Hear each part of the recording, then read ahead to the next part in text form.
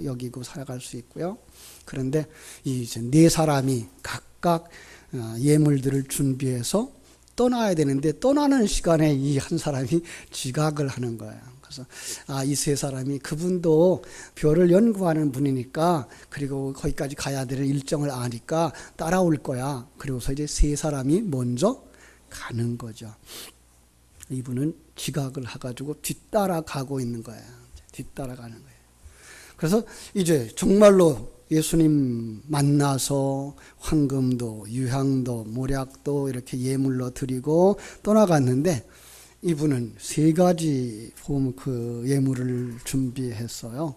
그래서 세 가지 예물을 가지고서 이제 예수님을 만나려고 찾아가는 거예요.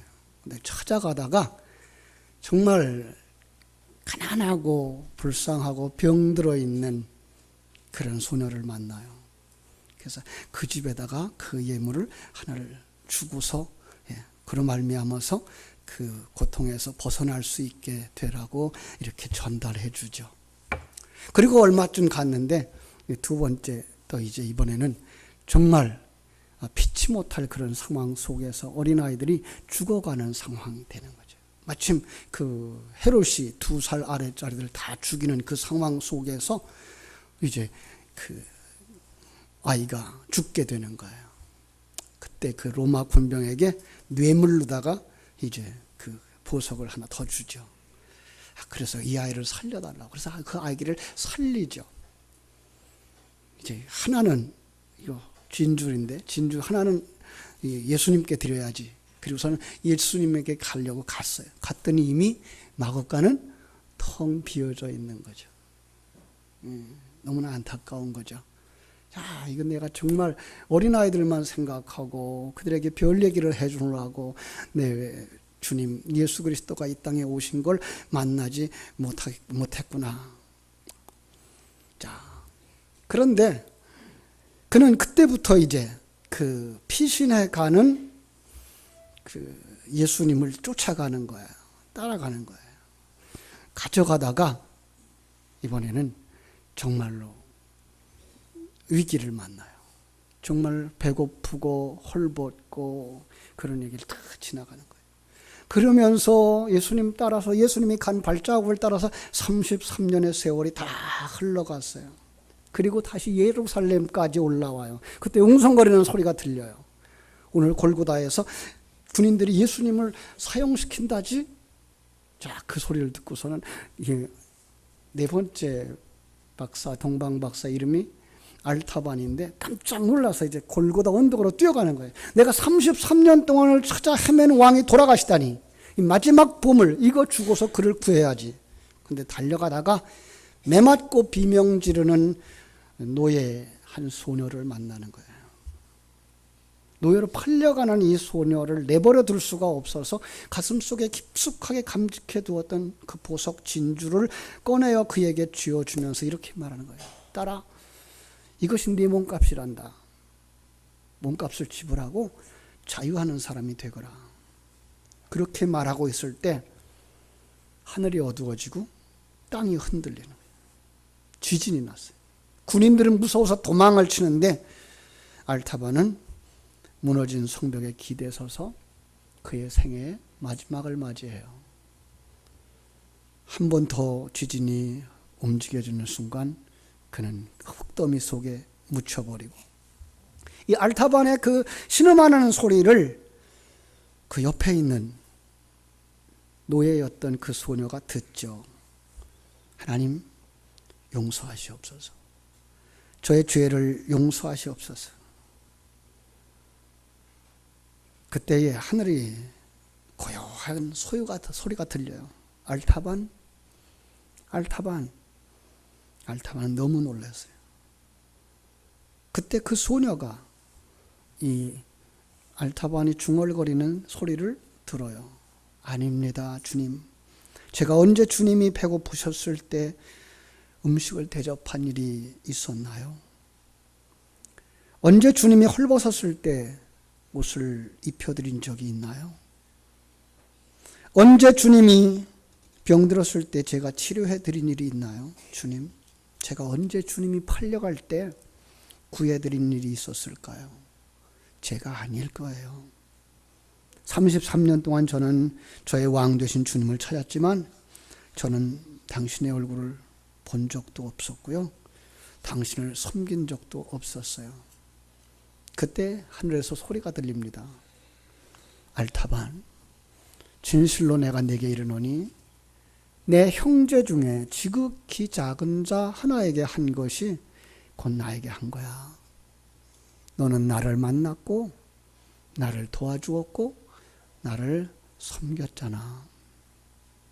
알타반의 얼굴이 평안으로 기쁨으로 가득 차고 마지막 숨을 내쉬고서 고요히 눈을 감는 거예요.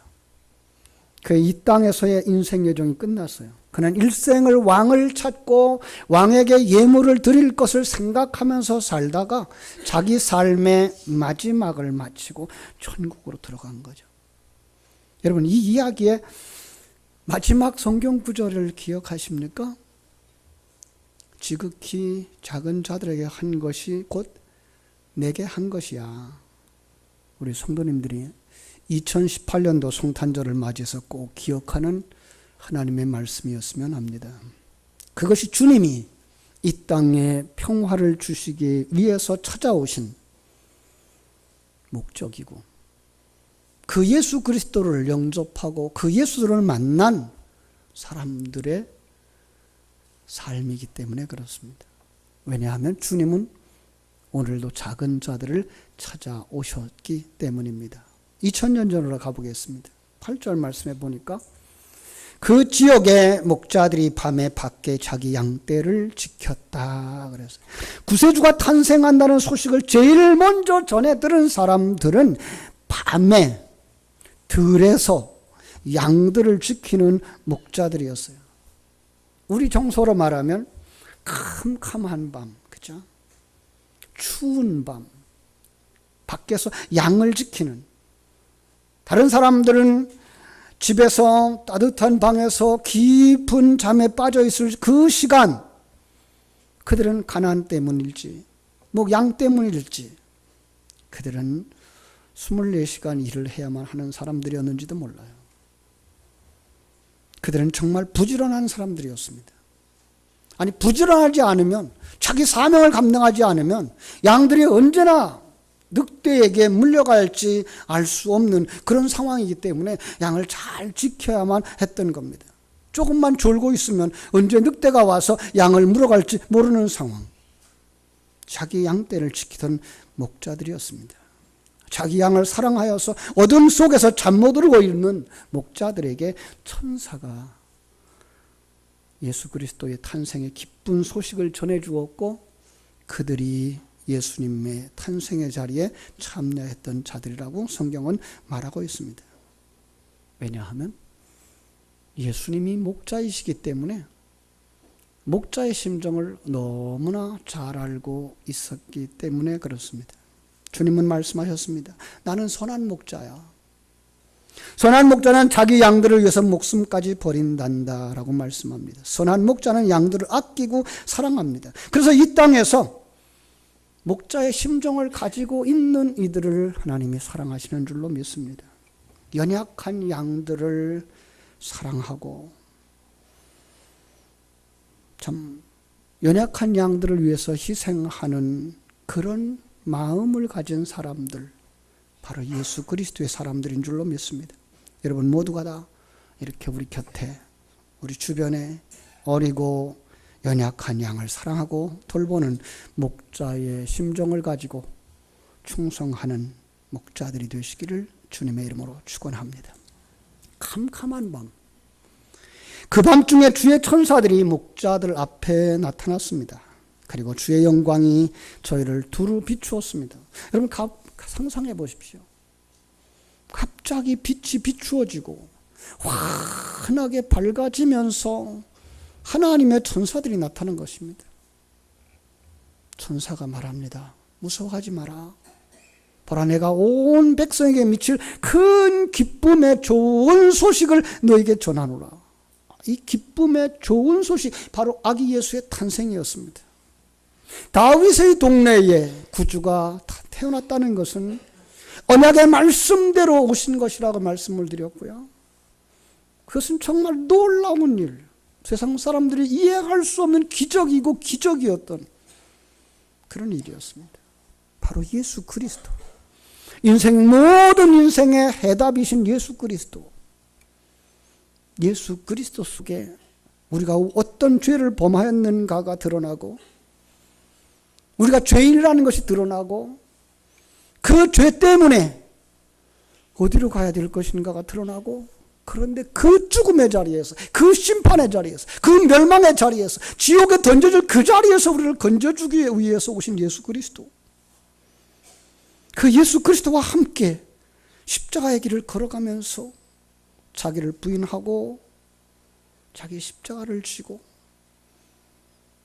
내가 주인이었던 자리에서 내려오고, 내가 판단자의 자리에서 내려오고, 주님이 주시는 말씀을 따라 주님이 주시는 그 환경 속에서 주님의 사람으로 만들어져 가기 때문에 모든 인생의 문제, 그 모든 문제의 해답은 예수 그리스도라고 말할 수 있는 사람이 되게 하신다라는 사실입니다.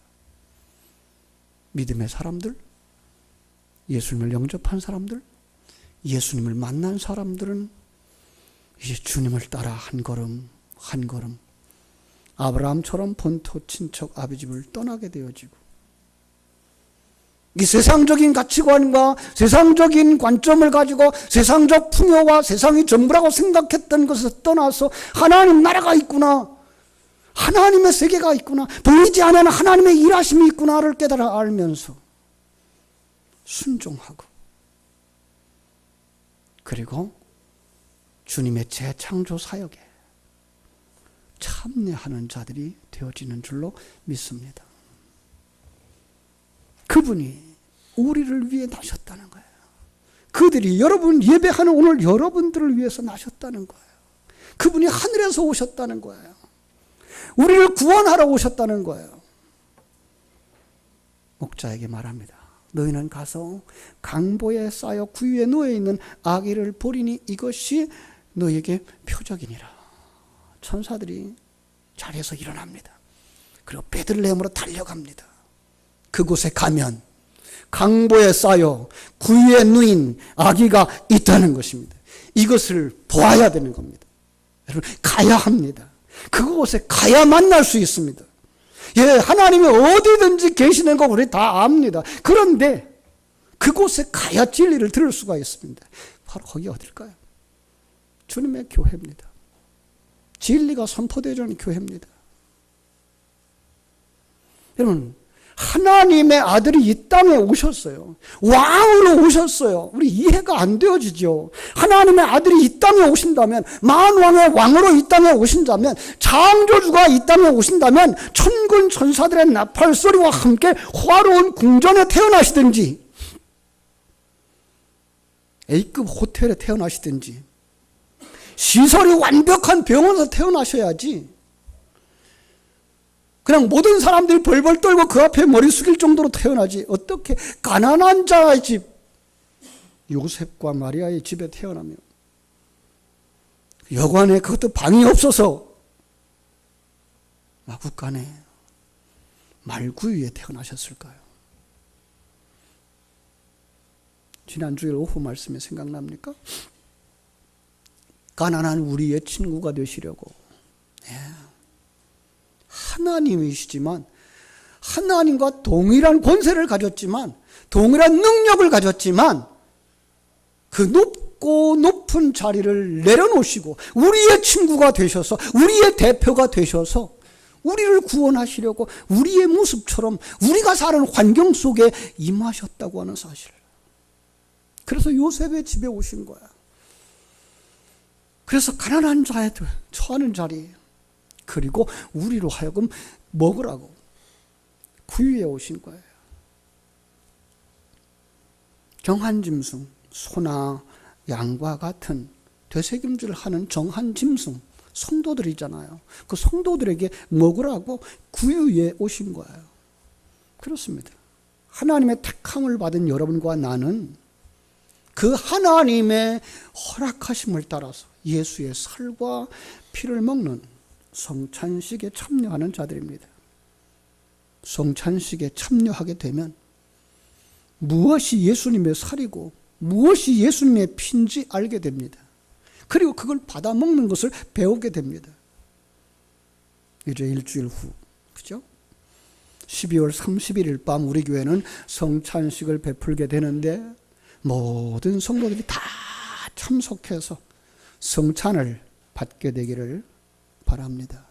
지금부터 기도로 준비하세요. 입교 문답을 마친 우리 중고등부 학생들도 꼭 참석해야 됩니다. 저는 오늘 이 예배에 우리 중고등부 학생들이 다 올 줄 알았는데 안 보여요, 잘 얼굴이. 우리 유초등부 학생들의 얼굴도 잘 몇 사람 제외하고는 안 보여요. 몇 사람 저 위에 있어요. 다음번에는 이렇게 준비를 좀 했으면 좋겠어요. 우리 유초등부가 찬양을 우리 장년들이랑 같이 준비를 해가지고 이 자리에 앉았으면 좋겠다라는 생각도 들어요. 한번 제가 제안을 하는 거니까 한번 해볼 수 있으면 했으면 좋겠어요. 어제 누가 제게 카톡에 영상을 하나 보내줬어요. 그 예배당이 적어도 5,000명 이상이 들어가는 예배당인데 그들이 다 성탄절에 흰색 옷을 입고 남자들은 검은색 옷을 입고 찬양을 하는 걸 영상으로 찍었어요. 온 교회가 강대상 위에서 지휘하는 지휘자의 그 지도에 맞추어서 1시간이 돼도 1시간 정도 되는 찬양을 쭉 메시지를 전하면서 거기에 다양한 프로그램들이 들어가 있지만 그 속에는 온 교인들의 찬양, 그렇게까지는 못한다고 할지라도 이렇게 좀 특별히 함께하는 예배에 우리 주일학교 학생들이 앞장서서 준비되어지면 참여하겠죠. 그죠? 그래서 함께 할 수 있는 예배. 왜냐하면 우리 지금 함께하는 예배가 잘 안 되어지고 있기 때문에 그래요. 어떤 교회는요, 주일학교가 없대요. 그래서 왜 그러냐 그랬더니 부모님들과 같이 나온대요. 예배를 드리라. 그래서 11시 예배 다 드리고 예배 마친 다음에 장년부는 장년부대로 공부하고 주일학교는 주일학교대로 공부를 하고 그러고선 교제를 한다 그래요. 참 이것이 어떤 면에서는 유대인들의 교육이었고요. 어떤 면에 지금 이슬람권에 있는 사람들의 예배의 모습이에요. 우리는 그게 이해가 안 돼요. 왜?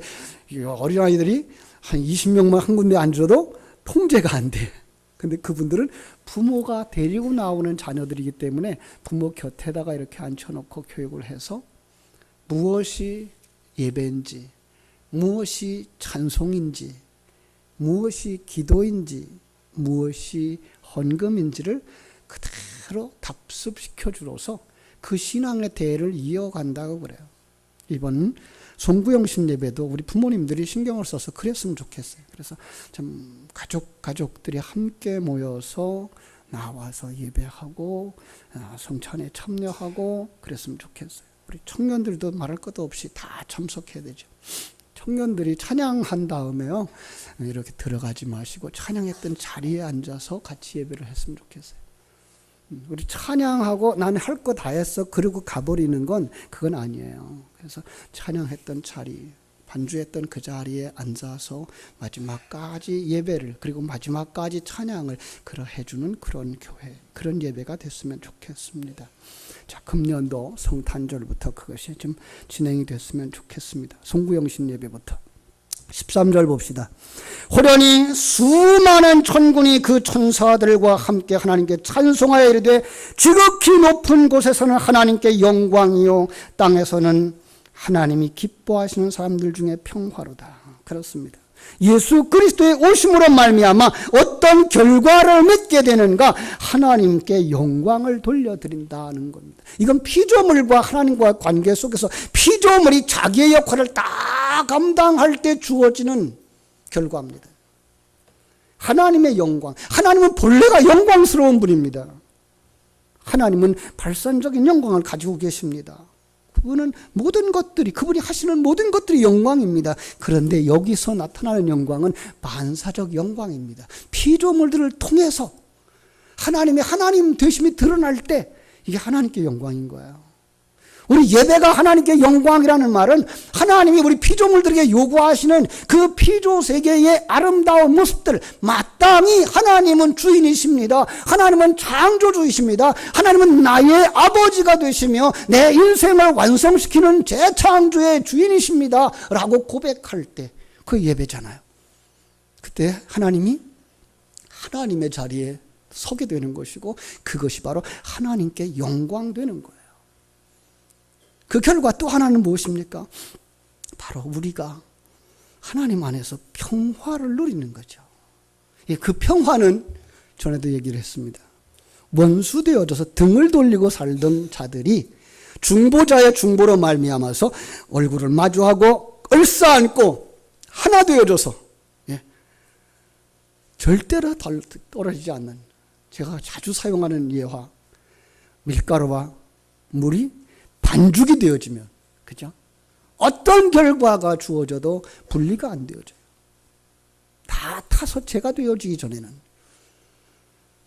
바로 하나님과 우리가 그 관계가 되어지는 거예요.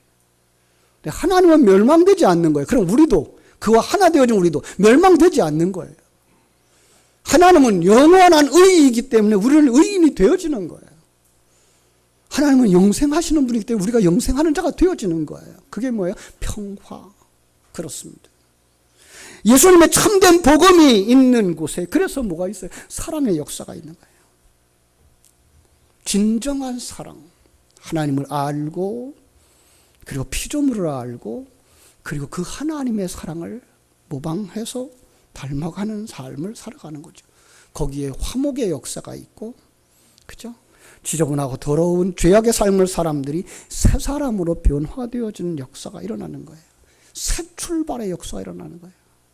그래서 성탄절은 우리의 새 출발의 기점인 줄을 깨달아 아시고, 지난 날들의 모든 허물들을 내려놓고, 미움들도 내려놓고, 용서하지 못했던 것들도 내려놓고 새 출발하는 시간들 되어지기를 주님의 이름으로 축원합니다. 요셉과 마리아는 하나님의 지시를 받아서 애굽으로 피신해 가죠. 요셉과 마리아 그리고 예수님이 애굽으로 가는 도중에 날이 저물어 쉴 곳을 찾았습니다. 전설 하나 얘기해 주고 갈까요? 자, 길을 가다가 보니까 사람이 없어요. 아주 피곤한 거예요. 그런데 동굴 하나가 있는 거예요. 동굴, 날씨가 너무 차가워서 땅바닥에 하얀 소리가 깔려 있는 거예요. 동굴 속에 들어가서 몸을 숨기고 녹이고 있는데 거미 한 마리가 아기 예수를 보았어요. 그러니 거미는 이 추운 밤에 아기 예수를 보호하기 위해서 내가 무엇을 할 수 있을까 생각하다가 그가 할 수 있는 한 가지 일을 생각해냈어요. 열심히 거미줄을 쳐서 거미줄을 다 뽑아내서 동굴 입구에 거미줄로 얽어서 바람을 막아주려는 거예요. 정말 거미줄이 치어지기 시작했어요. 거미가 그 줄을 다 뽑아내고 땅에 떨어져 죽습니다. 얼마 후에 헤롯의 군대가 이 아기 예수를 찾아서 죽이려고 쫓아다니는 거예요. 거기까지 온 거예요. 그들이 동굴에 혹 누가 있는지 모르겠다고 살펴보자고 들어가려고 그래요. 그런데 그 중에 지휘관 하나가 동굴에 얽힌 거미줄을 보고서 거미줄의 하얀 소리가 달빛에 반짝이는 모습을 보면서 야, 여보게들 그걸 모르겠나? 이 사람이 여기를 들어갔다 그러면 거미줄이 어떻게 여기 있겠나? 그 속에는 아무것도 없는 거야. 가자. 그래서 지나갑니다. 믿거나 말거나 하는 소식 속에 의하면, 정보에 의하면 성탄 추리에 있는 금줄과 은줄은 바로 그 거미줄을 상징하는 거라네요. 그리고 거기에 반짝반짝 빛나는 건 바로 그 달빛에 비춰져서, 그죠? 맺혀졌던 그 이슬이 빛을 내는 거라 그래요. 거미의 희생, 헌신, 자신의 모든 것을 들음으로 말미암아 예수 그리스도는 이 땅에 존재할 수 있었고 이 땅에 평화를 베풀어 주셨다라고 말씀하고 있습니다. 그렇습니다. 예수 그리스도께서 오셔서 자기 사명을 다 감당하심으로 말미암아 이제 모든 믿는 자의 중보자가 되어졌고 모든 믿는 자의 모범이 되셨습니다. 이제 예수님이 누렸던 그 평화, 예수님이 하나님을 앞에 영광을 돌렸던 그 영광을 우리가 이제 실천해야 될 때입니다. 우리의 삶을 통해서 하나님께 영광을 돌리고 우리의 삶을 통해서 평화가 이루어지기를 주님의 이름으로 축원합니다. 2018년 성탄절에 여러분 모두 그 아기 예수를 만나기를 주님의 이름으로 축원합니다. 여러분의 평화가 임할 것입니다. 마음껏 찬송하십시오. 하나님의 영광을 받으실 것입니다. 오늘 그 영광스러운 날, 평화가 넘치는 날, 기쁨의 성탄절, 여러분의 가정 속에, 온 교회 성도들의 가정 속에 십자가를 높이 세운 교회마다 그리고 이 나라와 이 민족 위에 하나님께서 평화 주시기를 주님의 이름으로 축원합니다. 기도하겠습니다. 하나님 우리 아버지, 하나님의 크신 은혜와 사랑을 감사하옵고 감사합니다.